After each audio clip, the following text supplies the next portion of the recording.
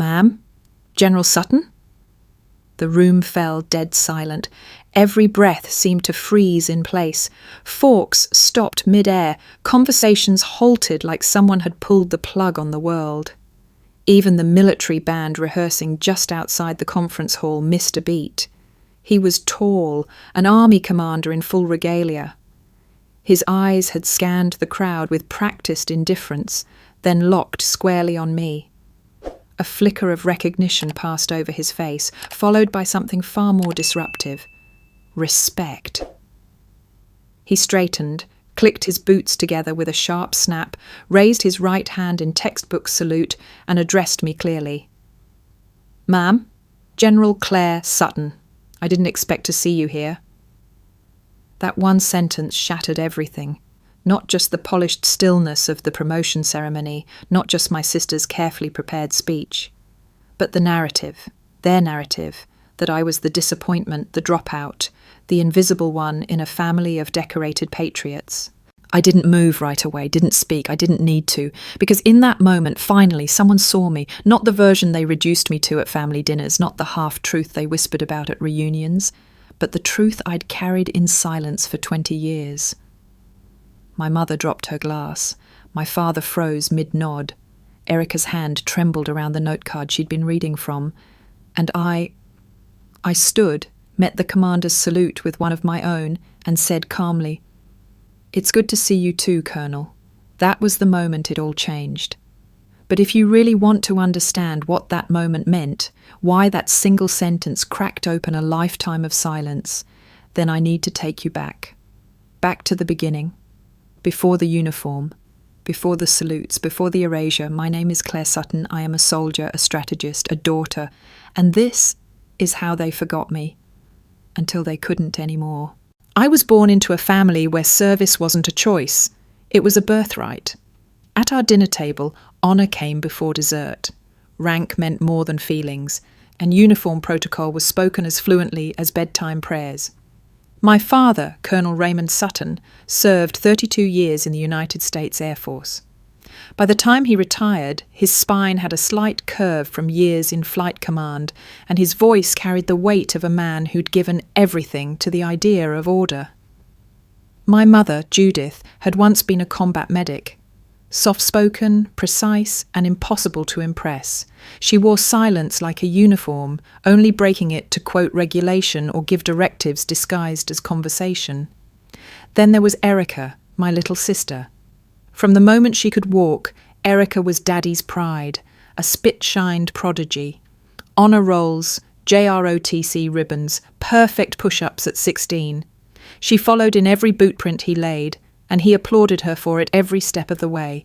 And then there was me, the oldest daughter, the one who was supposed to lead the way. At 18, I got my appointment to West Point. My father swelled with pride. My mother offered a nod of approval. Even Erica looked at me like I'd finally earned a seat at the table. But by 19, the table turned cold again. I didn't drop out.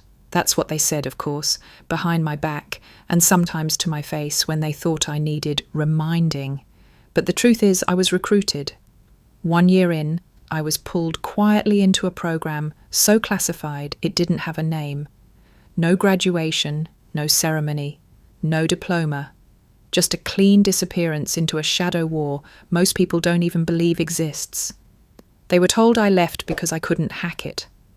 What they didn't know is that I spent that same year being broken down and rebuilt in ways they couldn't imagine, learning to operate without a name, without backup, without a safety net. I learnt to carry secrets that burned hotter than bullets. But you can't explain that at Thanksgiving, not when your family believes the only path to pride is a parade and a plaque. So when Erica made first lieutenant, there was a banner on the front lawn. When I returned from my first overseas assignment, thin, bone-tired and raw, they forgot to pick me up from the airport. "Sorry," Dad said on the phone. "You didn't give us enough notice, and your sister had her leadership conference." They weren't being cruel, not deliberately. They just didn't see me. They didn't ask questions. Not when I skipped holidays. Not when my mailing address kept changing every 6 months. Not even when I sent my mother flowers for her birthday from a florist in Lisbon, though the card listed Maryland. They simply filled in the blanks with what made sense to them. She left West Point. She works in admin somewhere now. I think she helps veterans with paperwork. Better than nothing, right? I heard it all. From cousins, from neighbours. Once, even from Erica at her promotion party, while I stood 3 feet away. They crafted a version of me that fit better in their photo frames. Quiet, distant, mediocre, and I played along. Because you can't tell your mother you're sitting in a safe house in Aleppo, interrogating a double agent whose handshake still smells like burnt oil. You can't explain to your father that you once wrote an evacuation protocol for an undercover team stuck behind enemy lines, and 3 of those soldiers died anyway, because the extraction came 30 seconds too late. You can't tell your baby sister that when she was graduating basic, you were hiding inside the ventilation shaft of a Libyan warehouse, sending coordinates to a drone operator while hostages screamed below you. You just say, "I'm doing okay," and hope they don't hear the screaming in your silence. For nearly 2 decades, I sent postcards with no return address. I made excuses for missed weddings and birthdays. I wrapped myself in invisibility like a second skin, and eventually they stopped asking. One year I mailed a Christmas card and got nothing back, not even one of those mass family newsletters my mother used to print on red paper with cursive fonts. I asked a cousin once if they ever talked about me. He laughed. Only when someone asks what not to do with your life. That night, I sat alone in a motel outside Munich, medals wrapped in tissue paper inside a shoebox. I stared at the ceiling and whispered something I'd never dared say out loud. I've survived war zones easier than my own family. It wasn't bitterness. It was just the truth. The call came on a Wednesday. My mother's name lit up on the screen like a forgotten warning label. Familiar, sterile, and never a good sign. We hadn't spoken in over a year. I picked up on the 4th ring. "Claire," she said, voice clipped like she was reading a grocery list. "Erica's being promoted next month. Lieutenant Colonel. Ceremonies at Fort Lawrence, families expected to attend." A pause, then, almost as an afterthought, "Please don't wear anything weird." I blinked. "No, how are you? No, we'd love to see you. No, we miss you. Just a dress code." She continued, "You'll be seated with the family, but let Erica speak. Don't make it about you." I bit the inside of my cheek. It wasn't anger that rose, not even sadness. It was something colder, familiar, like stepping into a room you used to call home and realizing your key no longer works. "I'll be there," I said. Not for her, not for them, but for me. That night, I pulled down the old suitcase from the top shelf of my closet. At the bottom, folded sharp and untouched, lay my original army dress uniform, the one I'd worn only once, to a classified strategy summit in Warsaw where my name didn't even make the attendance list. I ran my fingers across the insignia, still polished, still mine. Next to it I packed a soft grey blouse and clean black slacks, clothes that didn't ask for attention, that didn't scream, "Look at me," but whispered, "Don't forget I'm here." When I looked in the mirror, I barely recognised myself, not because I had changed, but because I had finally stopped apologising for the space I occupied. The next morning, I rented a car and began the 10-hour drive south, through rolling hills, gas station coffee, and military podcasts that felt more like ghosts than information. As I crossed the Fort Lawrence sign, my stomach tightened, not out of fear, but muscle memory. This place made soldiers out of civilians and orphans out of daughters. When I pulled up to my parents' house, the porch looked exactly the same. Beige siding, a flag hung too perfectly on its pole, the same wooden swing I'd once read letters on during high school summers. No one came out, no one greeted me. The front door was unlocked. Inside, I found my mother in the dining room, arranging place cards for the rehearsal dinner. Without looking up, she said, Go change your shirt. You'll be sitting next to Erica. Try not to draw attention. No hello, no hug, no acknowledgement of the years between us, just instructions. I stood there for a moment, staring at the back of her head. The same ash-blonde bun, the same clinical posture. My father appeared from the den, gave me a firm pat on the back, like I was a colleague heading to early retirement. Good, he said. You made it. That was it. Erica entered last, descending the stairs like she was stepping onto a stage. Her uniform was pristine, ribbons aligned with surgical precision, boots like polished obsidian. She smiled wide, the kind that didn't touch her eyes. "Oh," she said, glancing toward me. "You're here. Everyone, this is my sister Claire. She was in the military for a little while. Now she works in admin, I think." There was polite laughter. Short, shallow, the kind that makes a cut without leaving blood. I didn't correct her. I didn't say, "Actually, I just advised NATO on cyber warfare de-escalation protocol last month." Because they wouldn't hear it anyway, and I was done begging to be heard. The rehearsal dinner was supposed to be just family, but even that phrase didn't seem to include me. The table had place cards. Fancy ones, printed in cursive font with military titles. Lieutenant Colonel Erica Sutton sat at the head. Next to her was Colonel Raymond Sutton, Ret., and Mrs. Judith Sutton, CM. And me? A handwritten slip of paper. No rank, no prefix, just Claire. I stood for a second, staring at it like maybe someone had made a mistake, but no one looked up, no one noticed. I took my seat without a word. Conversations swirled around me, stories of deployments, promotions, congressional funding for base improvements, laughter that knew its place and who belonged to it. At one point, a family friend leaned toward me and asked with a bright, fake smile, "So Claire, you're with Veterans Affairs now? Admin work, right? That's great. Better than nothing." Better than nothing. I nodded, smiling politely, not wide enough to show teeth, just enough to let it die there. Across the table, Erica was radiant. She moved like someone born to be watched, arms precise, posture flawless. Her fiancé hung on every word she said, and so did most of the room. "I've been practicing my speech," she said, swirling her wine. "I want it to feel personal, like sometimes you don't realize you were wrong until you try to walk away." She looked directly at me. The comment passed like a whisper over broken glass, barely there, but sharp enough to leave a mark. No one called her out. No one asked what she meant, because they all knew. I excused myself and slipped out onto the porch. The night air was thick with crickets and humidity. A brass band rehearsed somewhere down the road, their notes trailing through the air like half-formed ghosts.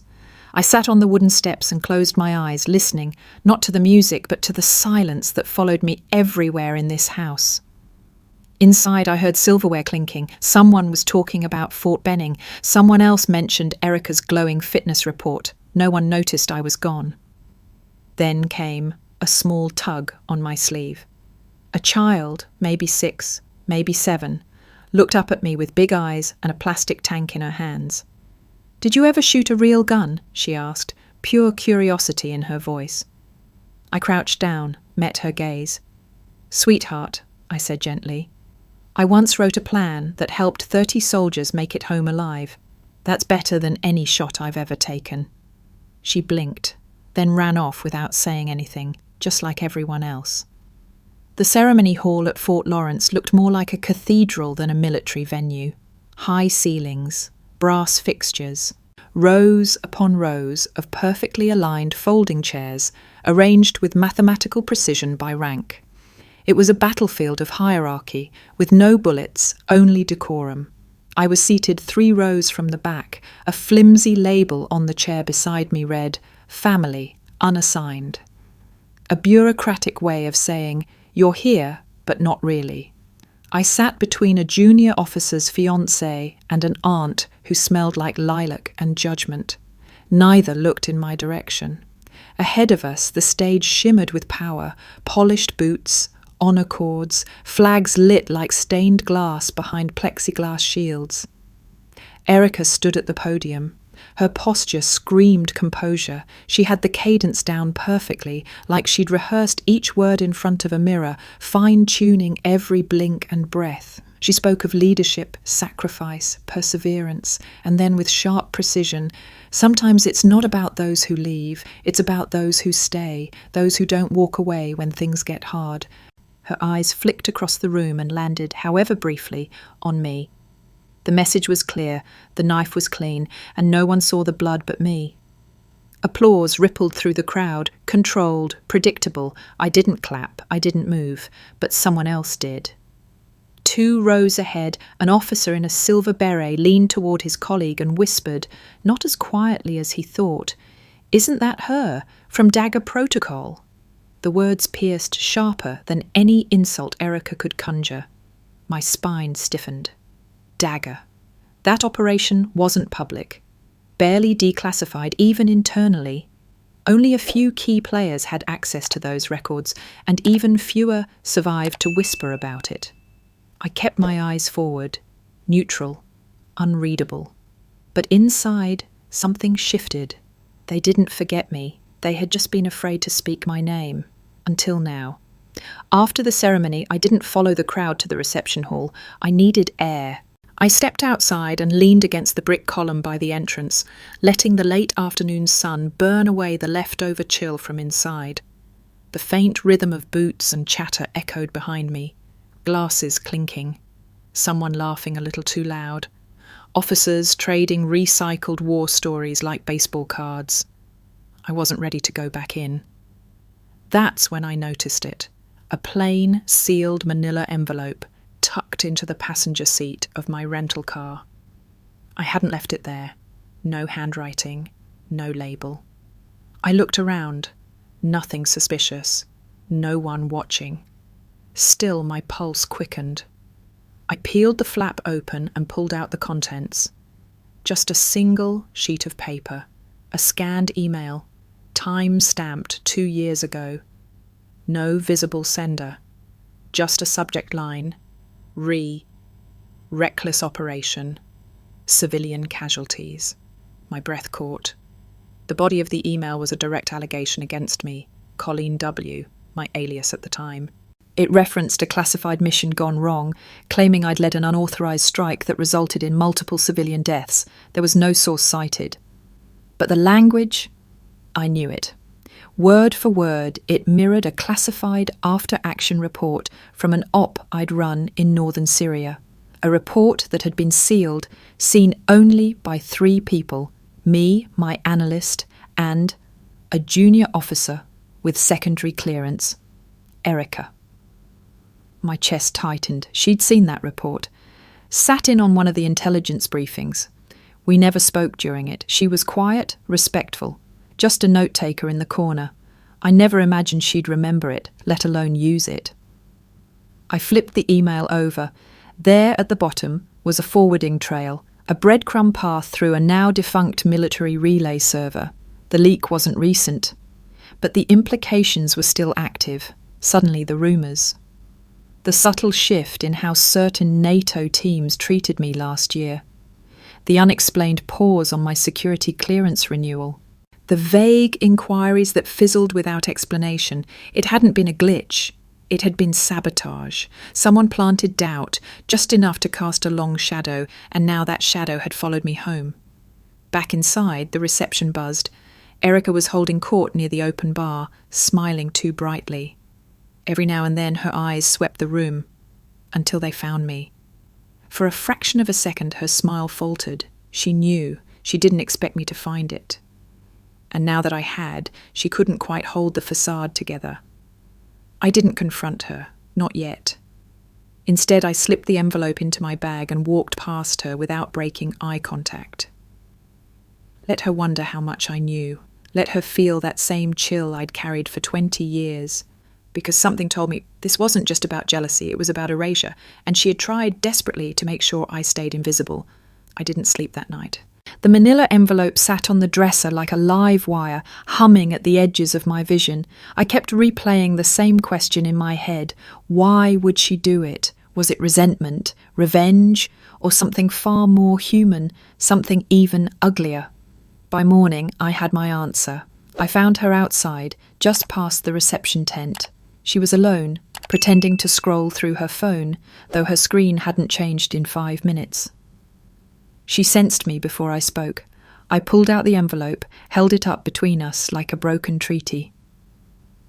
"You recognise this?" I asked, voice flat.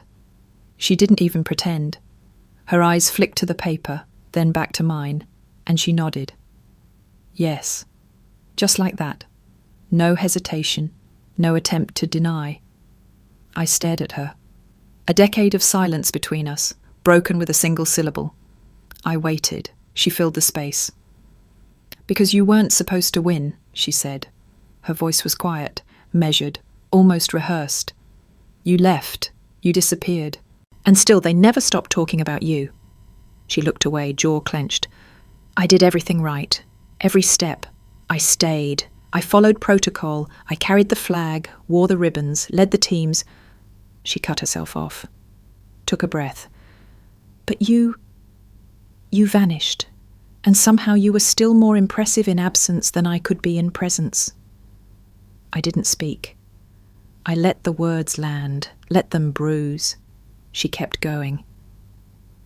"I thought, if I could just cast doubt, plant something quiet, maybe they'd stop seeing you as this ghost of greatness. Maybe they'd see me for once." There it was, not malice, not vengeance, invisibility. The same feeling that had haunted me for years was now standing in front of me, in her eyes, in her shame. But unlike me, she had chosen to survive it by destroying someone else. I folded the paper and slid it back into my coat pocket. "You realise," I said softly, "what you did could have ended my career. You almost made me an enemy to the very system I protected." Her lip trembled, just slightly, but she didn't cry. "I didn't know it would go that far," she whispered. "I didn't think anyone would actually believe it." That was the worst part. She hadn't even believed in the weight of her own lie. She just wanted to tilt the scales. "You don't get to say sorry," I said. "Not yet." She nodded, and for once said nothing at all. As I walked away, I didn't feel powerful. I didn't feel vindicated. I felt tired, because there's a special kind of heartbreak that comes from realising the knife in your back has your sister's fingerprints. The base alarm jolted me out of a dead sleep. Not the soft chime of a morning bugle. This was urgent, sharp, military grade, a siren designed to slam adrenaline into your bloodstream. Seconds later, my phone lit up with an emergency protocol ping. "All high-clearance personnel, report to command coordination immediately. Level 4 breach detected." Still in sweatpants, I dressed in under 3 minutes.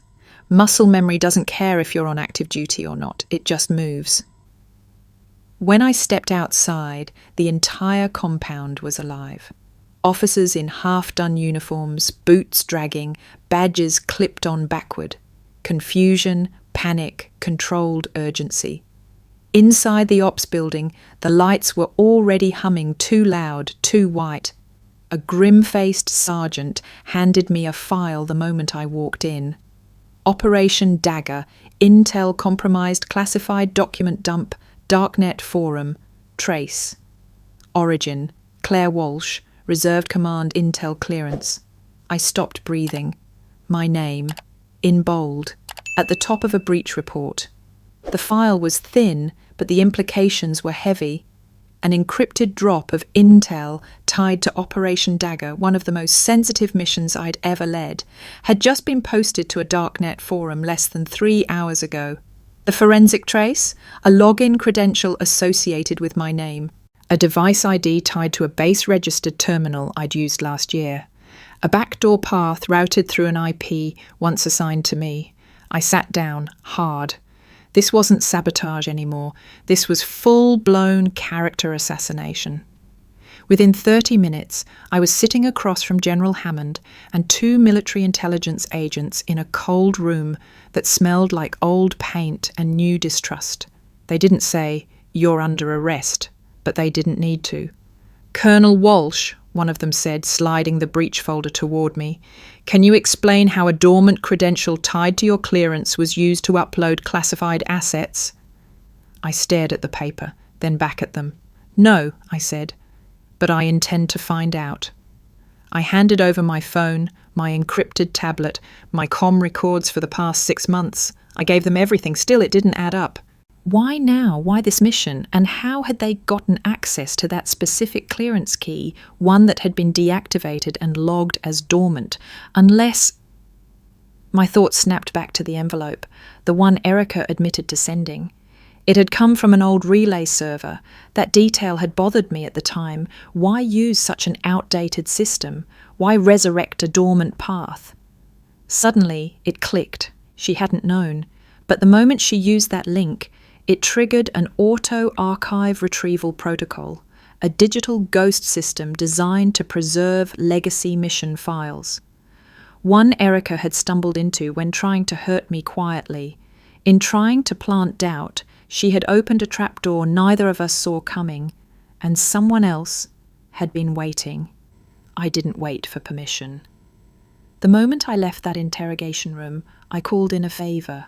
An old contact from Cyber Defence Command who owed me for pulling his career out of a drone scandal in Kandahar. He granted me access to the metadata trail behind the leaked file. What we found chilled me. The file uploaded to the darknet had been attached automatically, not manually, when someone pinged an outdated relay link tied to a now decommissioned backup server. That auto-attachment protocol wasn't part of the original relay design. It had been inserted later, stealthily. I ran a forensic scan on that code insertion. It led to an override authorization dated back to 2017. The name attached? D. Glade. My stomach dropped. Derek Glade. A strategist I hadn't thought about in years. We'd clashed during a joint op in Mosul. He pushed for a full clearance of a civilian-occupied sector under suspicion. I'd blocked it. Backed by intel, by code, by morality, he never forgave me. That same year, he lost a promotion and was quietly reassigned to back-end strategy logistics. A demotion dressed in polite silence. I remembered his face, calm, too calm, the kind of man who doesn't rage. He waits. And now he'd used Erica's poorly calculated email as a fuse, a mine he'd planted years ago, hoping someone would step on it, and someone did. Erica. She hadn't meant to destroy me, but Derek had. He just needed a little family dysfunction to do the heavy lifting. When I traced the final upload path of the leak, it pointed to a motel 10 miles outside the base, paid in cash, booked under a false name. But the server login, the timestamp, the packet signatures, all tied to a device previously assigned to Derek Glade. I handed the data to General Hammond personally. He said nothing. Just took the folder, flipped through 3 pages, then looked up at me with something almost like shame. "You want to be the one to bring him in?" he asked quietly. I nodded once. We hit the decommissioned tech bunker with silent precision. 4 officers, no sirens, no announcements, just footsteps on gravel and a plan sharpened by fury. Inside, Derek was already mid-upload. Lines of code flickering across a rusted terminal, fingers dancing like a man finally pulling the trigger after years of aiming. He didn't flinch when we stormed in. He didn't run. He just looked up at me and smiled. "Took you long enough," he said. I said nothing. Back at base, in the interrogation bay, he confessed without fanfare. "I didn't want to ruin you," he said. "Just make sure you stopped mattering." His voice was calm, his logic terrifying in its simplicity. "You rose too fast. People stopped questioning your wins. I knew your family would fracture eventually. Most decorated lineages do. I just built the scaffold around the crack." He'd used Erica. Manipulated her mistake, weaponized her insecurity, and she never even saw it. He paused, looked at me one last time. "You made the right calls, every time, but in this system, right doesn't always win." I leaned in. "It does when someone keeps standing. The final report on the dagger leak was submitted on a grey Thursday afternoon. Erica's name was in it, not as a criminal, but as the person who unknowingly triggered a cascade. Her admission had been voluntary, her apology handwritten, her reprimand official. She wouldn't be promoted for at least 5 years, but she signed the document without argument. And that said more than any medal could have. A week later, I invited them all to the house. The old family home at the edge of Fort Lawrence, the one with the porch swing, the lemon cleaner smell, the hallway lined with old pictures I'd never been in. This time I arrived first. I set the table. I took the seat at the head, the one my father had always claimed. No one argued. My mother came in with a dish wrapped in foil, her eyes tired. Erica followed behind her, face bare, no makeup, no rank, just her. My father entered last, still stiff, still proud, but something in him had softened too. We didn't eat right away. I didn't open with welcome or thank you for coming. I opened with truth. I didn't leave the military, I said. I was pulled into intelligence, handpicked, no graduation, no ceremony, just shadows. They said nothing, so I kept going. I once spent 3 days in a Syrian holding cell, starving, silent, waiting for a green light to escape through a tunnel I'd mapped in my head. My mother flinched. I ordered a shelling of a supply route in Afghanistan. It saved an Australian recon team. 3 civilians were injured. I lived under investigation for 8 months. My father's hands tightened around his fork. I turned down a medal for a mission in Tripoli because accepting it would have risked a diplomatic fallout. So instead of a podium, I got silence. Still, they said nothing. Until my mother whispered, "We thought those postcards, those Christmas boxes, were your way of saying sorry." I shook my head gently. "They were my way of reminding you I still existed." Erica stared at her plate, hands folded. Then I reached under the table and pulled out the folder. The one with the email she sent, the one that started everything. "I'm not showing you this to accuse you," I said. "I'm showing you because it almost ended me. And you need to understand, words don't have to be public to be deadly." She looked up. Her eyes were wet. But she didn't cry. "I know," she said. "I do now." My father leaned back. "I spent so many years thinking the medals on my wall meant I did it right," he murmured. "That I raised you right. But now, I realize I just stopped asking questions." He looked at me. "Is it too late to start?" I didn't smile. I didn't say yes. But I nodded. And that was enough.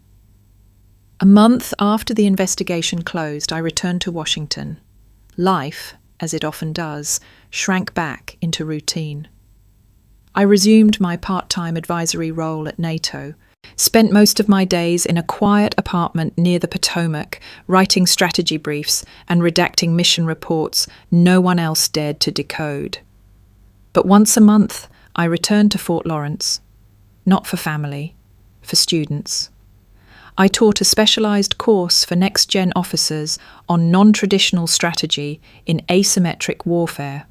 Small room, chalkboard, no pomp. Erica sat in the front row every time. No rank on her collar, no special introductions, just a notebook and questions. She challenged me, often, debated concepts, offered alternatives. She never once mentioned the past. But one afternoon after class, she waited behind. "Here," she said, handing me a thin blue folder. "Proposal for reforming simulation training, based on your lecture last month." I flipped it open. Smart layout, sharp data, practical design. At the top, I wrote one word in red ink, advance. She nodded. No smile, just relief. We were rebuilding. Not fast, not perfectly, but honestly. At home, things were changing too. My father told a room full of old commanders that his daughter wasn't just somewhere overseas, but now advised NATO on conflict doctrine. My mother sent handwritten notes every now and then, usually simple things. "Saw your name in a white paper," I showed the neighbour. Are you eating enough? The porch swing still creaks. I left it. Small, quiet things, but honest. We never took a new family photo, but the one on the mantel, the one I'd once been cropped out of, was replaced. The new version had me in it, still in uniform, still standing tall, no longer invisible. And then one day, near the end of a lecture, a young cadet lingered after the others had left. He looked nervous, maybe 22, barely shaving. "Ma'am?" he asked, shifting his weight. "In war? What's the hardest part?" I paused, thought about bullets and betrayals, brothers lost and sisters turned cold. Then I said the only answer that ever felt honest: surviving without turning to stone. He nodded slowly, like he didn't understand yet, but someday he would. That night, as I walked past the empty barracks, the sky burned in streaks of orange and gold. Erica was waiting outside my quarters. She handed me a small birthday cake in a plastic container. It wasn't even my birthday. Written on top, in shaky blue icing, were 3 words: General, Sister, Teacher. I didn't need applause. I didn't need a book written about me. I just needed this: to be seen, to be known, to matter. Not because I shouted louder, but because I never stopped showing up.